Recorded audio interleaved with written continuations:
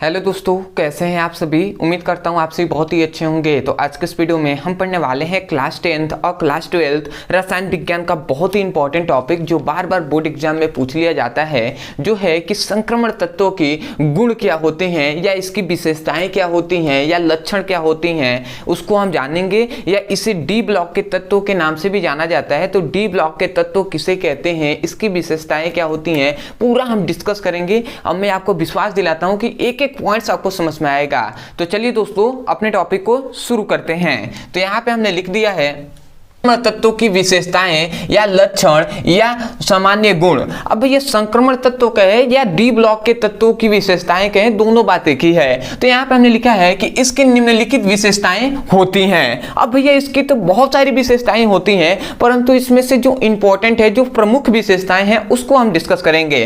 तो सबसे पहले इसकी विशेषताएं आती हैं कि इनका इलेक्ट्रॉनिक विन्यास। तो याद रखेंगे दोस्तों कि संक्रमण तत्वों के कोई भी संक्रमण तत्व है तो संक्रमण तत्वों के बाहरी कोश, मतलब जो बाहरी कक्षक होते हैं, उस बाहरी कक्षक से जस्ट पिछले वाले कक्षक में क्या होते हैं, डी कक्षा में जो क्या होते हैं, इलेक्ट्रॉन भरते हैं। मतलब हमने क्या बताया आपको, ध्यान से फिगर से समझते हैं। ये क्या है, मान लेते हैं संक्रमण तत्वों का कोई नाभिक है, तो नाभिक की ये क्या होती है, इस प्रकार कक्षाएं होती हैं। तो हम कह रहे हैं कि ये मान लेते हैं अंतिम कक्षा है। तो संक्रमण तत्वों के अंतिम कक्षा या हम बाह्य कक्षा भी कह सकते हैं। क्या कह सकते हैं, बाह्य कक्षा या बाह्य कोश भी हम कह सकते हैं। तो संक्रमण तत्वों के बाह्य कोश से पिछले वाले कोश में, बाह्य कोश से पिछले वाले कोश में, कोश के डी ऑर्बिटल में, डी ऑर्बिटल कहें या डी कोश कहें, उपकोश, ठीक है। ध्यान दीजिएगा, हमने क्या कह रहा है कि ये मान लेते हैं कि कोई संक्रमण तत्व है, तो संक्रमण तत्वों के ये नाभिक है और ये क्या है, इसकी कक्षाएं हैं। तो संक्रमण तत्वों के अंतिम कक्षा या अंतिम उपकोश, अंतिम बाह्य कोश, मतलब अंतिम कोश में, कोश से पिछले वाले कोश के डी कक्षक में जो क्या होते हैं, इलेक्ट्रॉन भरते हैं, ठीक है। अर्थात इनका इलेक्ट्रॉनिक विन्यास क्या होता है, इनका इलेक्ट्रॉनिक विन्यास n-1 into D ns 1 to 10 होता है और ये 1 to 10 और ये 1 to 1 होता है। ये इसका इलेक्ट्रॉनिक विन्यास है। इसका मतलब हमने क्या बताया, ध्यान से यहाँ पे समझिएगा, एक एक पॉइंट से यहाँ पे पढ़ेंगे तो आपको समझ में आएगा। यहाँ पे लिखे हैं कि संक्रमण तत्वों के बाह्य कोश से पिछले वाले कोश में, संक्रमण तत्वों के बाह्य कोश से, बाह्य मतलब बाहरी कोश से पिछले वाले कोश के डी ऑर्बिटल में, ऑर्बिटल या उपकोश कह सकते हैं, तो बाहरी कोश के पिछले वाले कोश के डी ऑर्बिटल में इलेक्ट्रॉन भरते हैं। तो इतनी बात आप समझ गए होंगे कि मतलब इस कक्षा में इलेक्ट्रॉन भरेंगे, ठीक है। उसके बाद कहा जा रहा है अर्थात इसका इलेक्ट्रॉनिक विन्यास, मतलब सामान्य इलेक्ट्रॉनिक विन्यास n-1 इंटू डी 1 to 10, मतलब डी उपकोश जो होता है, डी उपकोश होता है, इसमें 1 से लेकर 10 के बीच में इलेक्ट्रॉन भरते हैं। और n-1 क्या लिखा है, 1 to 2, मतलब 1 से 2 के बीच में इलेक्ट्रॉन भरते हैं, या तो 1 भरेंगे या 2 भरेंगे, इसमें इलेक्ट्रॉन जो एस उपकोश है भरते हैं। तो ये इसका सामान्य इलेक्ट्रॉनिक विन्यास है, आपको याद करना होगा। तो आशा करते हैं कि आपको समझ में आया होगा कि डी ब्लॉक के तत्वों का इलेक्ट्रॉन कहां भरते हैं, बाहरी कक्षा से जस्ट पिछले वाले कक्षा के डी उपकोश में इलेक्ट्रॉन भरते हैं और इसका इलेक्ट्रॉनिक विन्यास ये होता है। देखिए एक एक पॉइंट्स आपको समझ के जाना है, ठीक है, रटना नहीं है।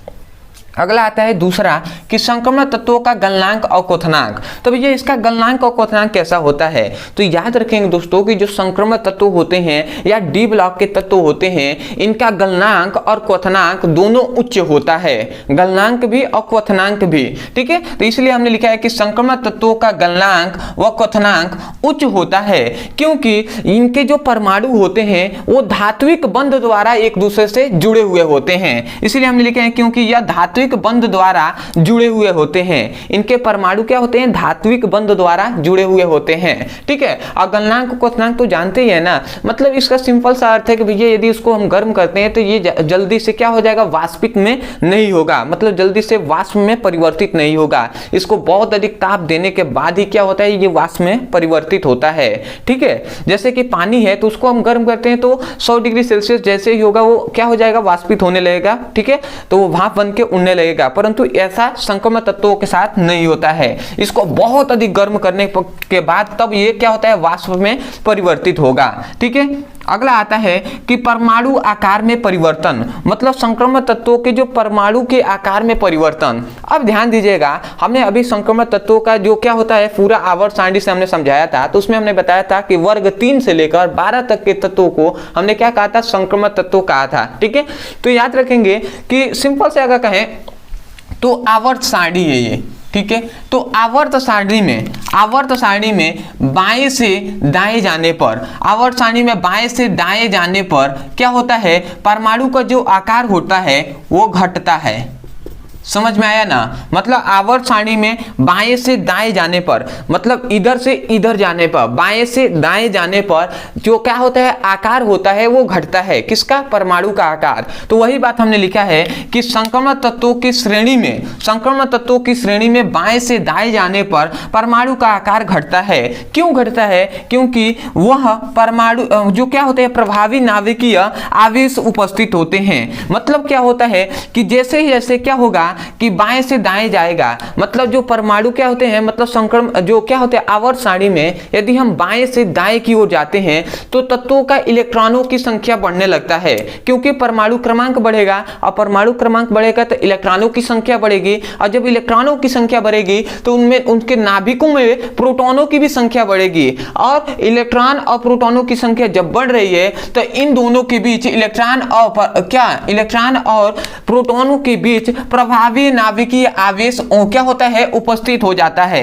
क्या उपस्थित हो जाता है, प्रभावी नाभिकीय आवेश उपस्थित या उत्पन्न हो जाता है, जिसके कारण क्या होता है, ये जो आकार होता है वो घटने लगता है। समझ में आया ना, तो इसको आपको डिटेल में आपको समझेंगे तब, आपको थोड़ा सा डेप्थ में इसको समझेंगे तब। सिंपल में अभी इतना ही समझिए कि संक्रमण तत्वों में बाएं से दाएं जाने पर परमाणु का आकार घटता है, क्योंकि उनके बीच क्या होता है, प्रभावी नाभिकीय आवेश उपस्थित होता है। ठीक है, अगला आता है कि आयनन एंथैल्पी। अब आयनन एंथैल्पी क्या होता है, तो यहाँ पर हमने लिखा है कि इनकी आयनन ऊर्जा कहे या आयनन एंथैल्पी S व P ब्लॉक के तत्वों के मध्य होता है। मतलब जो S ब्लॉक के तत्व हैं और P ब्लॉक के तत्व हैं, इन दोनों के बीच में क्या होता है, D ब्लॉक के तत्वों का आयनन एंथैल्पी होता है। इसका मतलब क्या हुआ कि S ब्लॉक से अधिक होगा आयनन एंथैल्पी, परंतु P ब्लॉक के जितने तत्व होंगे उनसे कम होगा आयनन एंथैल्पी। किसका, D ब्लॉक के तत्वों का या संक्रमण तत्वों का।